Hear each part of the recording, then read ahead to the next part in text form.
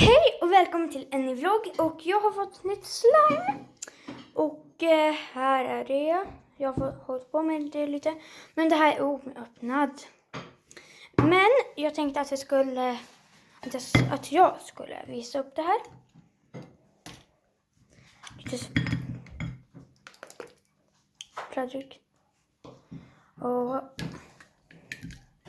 alltså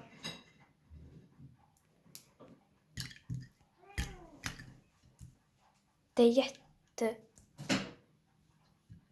slittrigt så här.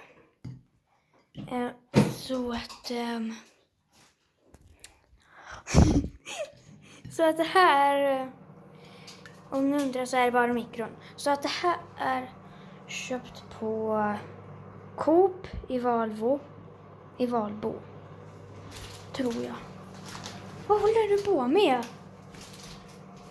Nej, jag vet att jag håller på med en skinka. Ja, men i alla fall, nu ska jag fortsätta med slimet. Så, oj. Men så att så där, då håller jag på att öppna den andra slimet. Så vänta bara lite tag. Så där, då har jag öppnat den här.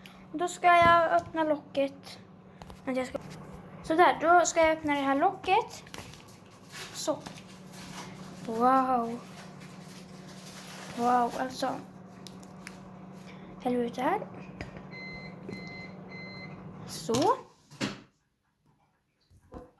Wow, alltså.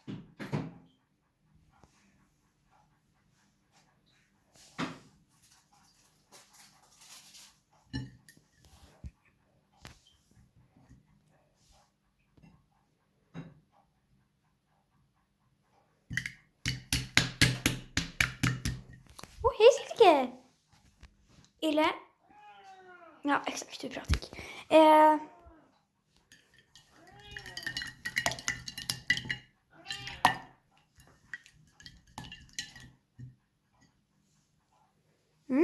Så att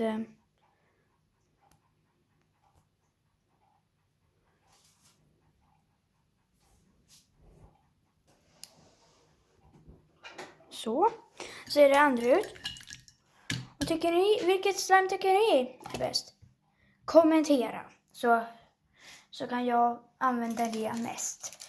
Men hej så länge! Hej då.